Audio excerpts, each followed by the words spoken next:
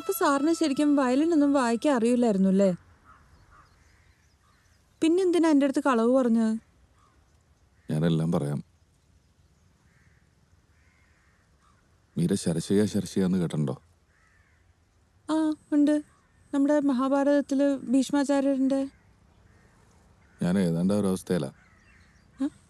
ശരശയും സാറും തമ്മിൽ എന്താ ബന്ധം? ശാന്തനു മഹാരാജാവിന്റെ മകനാണല്ലോ ഭീഷ്മർ. ഉം. അംബാലിക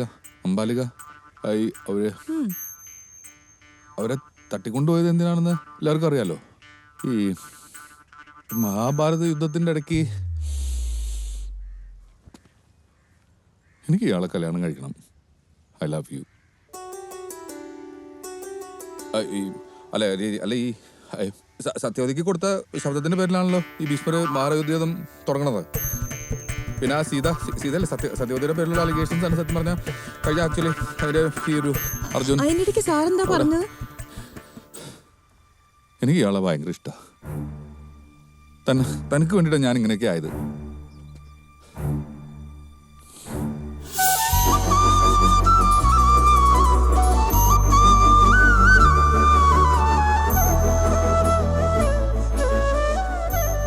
അല്ല, എനിക്കൊരു കുഞ്ഞുണ്ട്.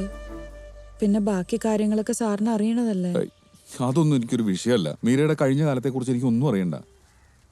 എന്റെ ഭാര്യ അവൻ മീരയ്ക്ക് സമ്മതാണോ?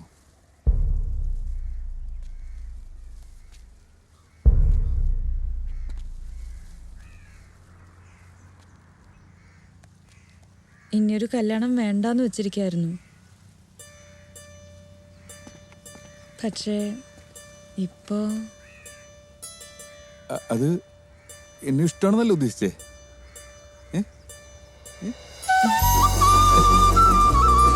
അത് മതി.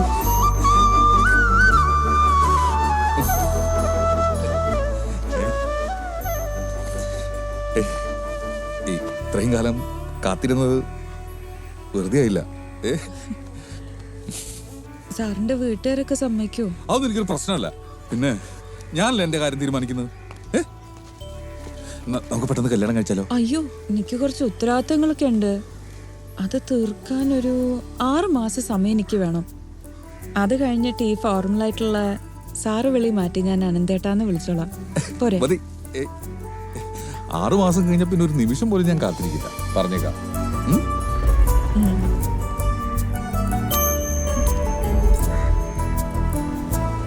മഴ നല്ല ലക്ഷണം. അയ്യോ,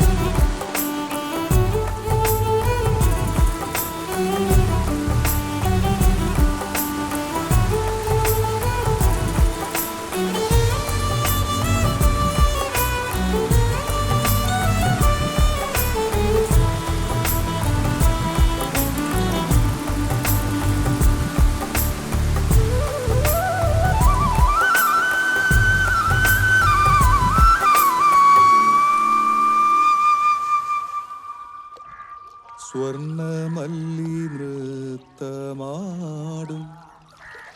നാളെയുമി പൂവനത്തിൽ തെന്നൽ കൈ ചേർത്തു വയ്ക്കും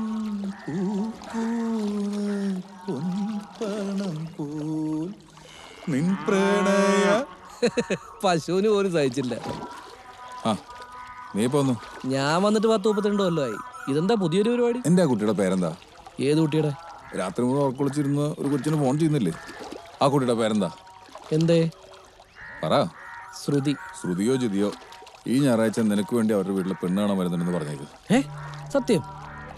ഇനി ഞാൻ കാരണം നിന്റെ ജീവിതം വഴിമുട്ടി എന്ന് പറയണ്ട. അതൊന്നും വേണ്ട. ചേട്ടൻ കെട്ടിയിട്ടേ ഞാൻ കെട്ടുന്നുള്ളൂ. അതാടാ ഞാൻ പറഞ്ഞത്. നീക്ക് എന്നെ കളിയാക്കാറില്ലേ? എന്റെ സങ്കല്പത്തിലുള്ള പെണ്ണിനെ എനിക്ക് കിട്ടി. മീര. സത്യമായിട്ടും? ആ, എന്തായാലും രണ്ടാൾക്കും ഇഷ്ടമായ സ്ഥിതിക്ക് ഇനി ഒന്നും ആലോചിക്കാനില്ല. ഞാൻ കുട്ടിയുടെ വകയിലൊരു അമ്മാവനാ. വേറെ ആരും ഇവർക്കൊരു സഹായത്തിനില്ലേ? ഇപ്പോൾ ഇങ്ങനൊരു ബന്ധം ഒത്തു വന്നപ്പോൾ നല്ലതാണെങ്കിൽ നടക്കട്ടെ എന്ന് കരുതി. അത് നന്നായി. ഇത്രയും കാലം ഇവന് എനിക്ക് വേണ്ടി വെയിറ്റ് ചെയ്യായിരുന്നു. എന്റെ കല്യാണം കഴിഞ്ഞിട്ട് മതി എന്നുള്ള തീരുമാനത്തിലായിരുന്നു പുള്ളി. അപ്പൊ മാഷിന്റെ കല്യാണം കഴിഞ്ഞില്ലേ? അല്ല, എന്റെ കല്യാണം അധികം വൈകാതെ ഉണ്ടാവും. അതിനിടയിലാണ് ഇവന് നിങ്ങളുടെ കുട്ടിയോടുള്ള ഇഷ്ടം തുറന്നു പറഞ്ഞത്. അപ്പൊ പിന്നെ അത് നടക്കട്ടെ എന്ന് കരുതി. അത് നന്നായി. ഇവിടുത്തെ ചുറ്റുപാടുകളൊക്കെ മാഷിന് അറിയാമല്ലോ അല്ലേ? അതിപ്പോ എന്തായാലും എന്താ, ഇവർ രണ്ടുപേരും ഇഷ്ടപ്പെട്ട സ്ഥിതിക്ക് നമുക്ക് ഇതങ്ങ് നടത്താം. ആ എന്നാ പിന്നെ കുട്ടിയെ അങ്ങ് വിളിക്കാം. ആ മോളെ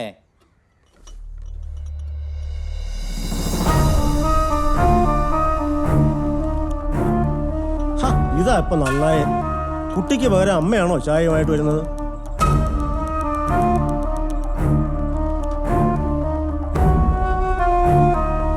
മോളെ ശ്രുതി,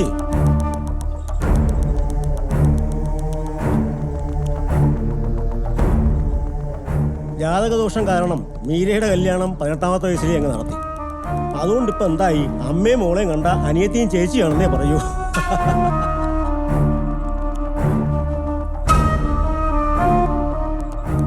അനന്തൻ സാറിനേക്കാൾ മീര പ്രായം കൊണ്ട് എളുപ്പമാണെങ്കിലും അവളിപ്പോ അമ്മയുടെ സ്ഥാനത്താ.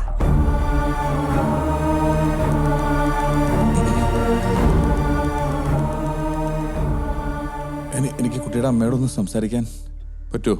അതിനെന്താ, സംസാരിക്കാലോ.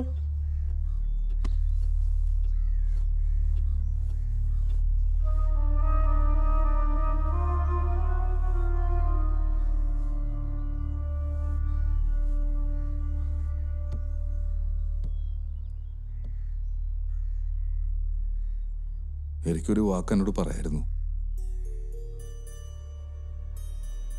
കോപൻ സാറിന്റെ അനിയനാണെന്ന് സത്യമായിട്ട് ഞാൻ അറിഞ്ഞില്ല.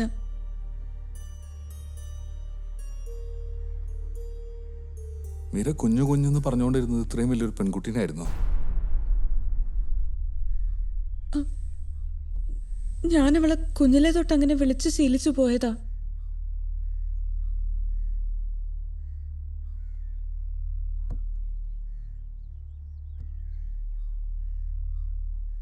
അവിടെ കല്യാണം ഉറപ്പിക്കാൻ പോവാ.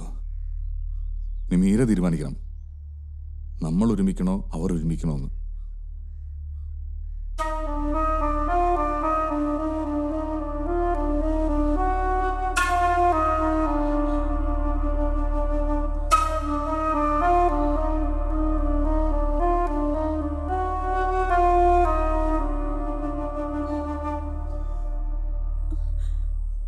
ഞാൻ ഇതുവരെ ജീവിച്ചത് എൻ്റെ മാൾക്ക് വേണ്ടിയാ.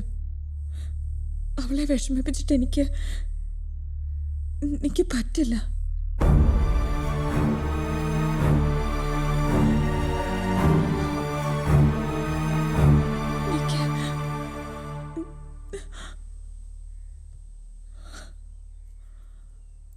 പോട്ടെ.